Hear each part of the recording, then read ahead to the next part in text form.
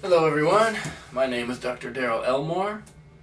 Today I wanted to talk to you a little bit about cover letters, resumes, and the interview process. A lot of you will have questions about the form of the resume.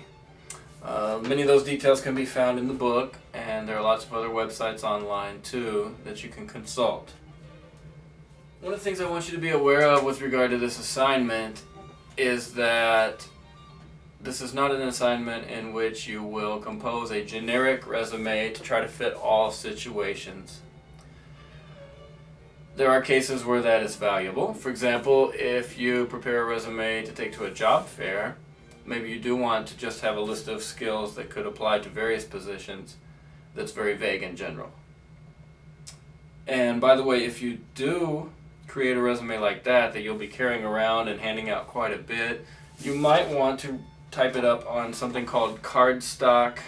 You might not be able to tell with this resolution on this camera exactly how thick this is, but you can hear it. It's a little bit thicker than your standard paper. So anybody who's into screenwriting, this is what they ask you to put on the cover of your manuscript when you send out a screenplay. It's a little bit thicker and more durable. So for this assignment, what I'd like for you guys to do is to choose one specific company, one specific ad from a newspaper or a posting online, or in some cases, if you know what field you want to go into and you can't find an opening, maybe you could find a company that you want to work for and you could just go to their website. Sometimes you can find employment by I guess the equivalent might be considered like cold calling in marketing. It's not solicited. People aren't asking you for it, but maybe you know of a company you'd like to work for and you could write and ask them if there are any openings. So, the resume is a very important document. At the beginning of this course, I asked you to think about form versus content. Not only do you want your form of the resume to look nice, but you also want to match the content to the audience needs. Again, I'll say it over and over this semester. Audience, audience, audience is very important.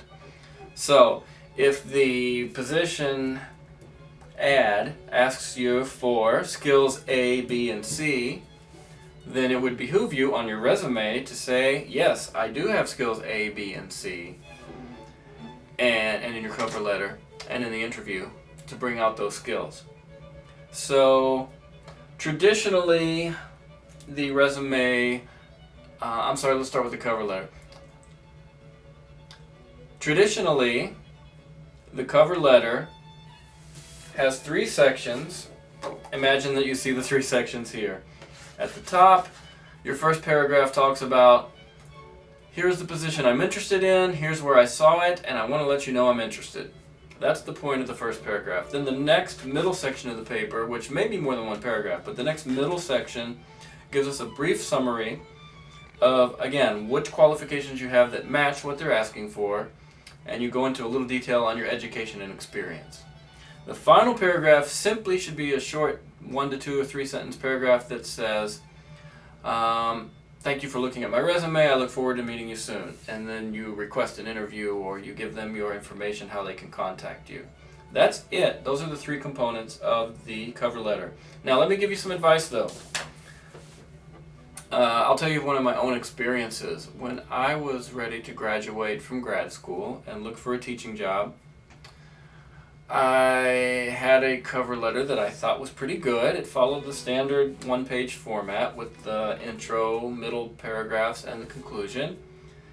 And I took it to the career services folks at my institution. And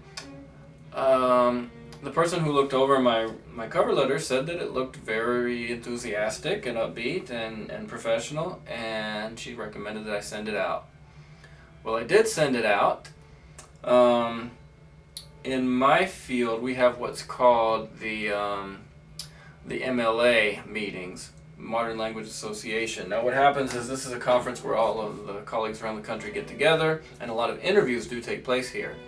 So I had sent out all of my cover letter resume packages and portfolio to approximately 20 different universities that had ads listed that I wanted to work for. So I sent them all out, I was ready to go to MLA. I paid for my registration, several $100s, got in my car and headed over to California. And unfortunately, I had some bad news. Of all those 20 cover letter resumes I sent out, how many hits do you think I had? 0. I was going to the conference and my colleagues, I was bumping into them left and right. Oh, how many interviews do you have today? I've got 3. Oh boy, look at me. I'm off to one now. I've got to run. See you later. And here I was sitting there sulking, depressed because I didn't have any interviews. So what went wrong? I went back to my department after the MLA meeting and I showed them my cover letter, and the director scoffed and sneered and said, "Oh, what is this?" And I was given some sample cover letters from other folks to have a model to go by. Well, in the English and the education field, the norm is to have a really good, dense 2 to 3 page letter detailing your skills, your teaching history, your teaching philosophy, classroom practices, and whatnot.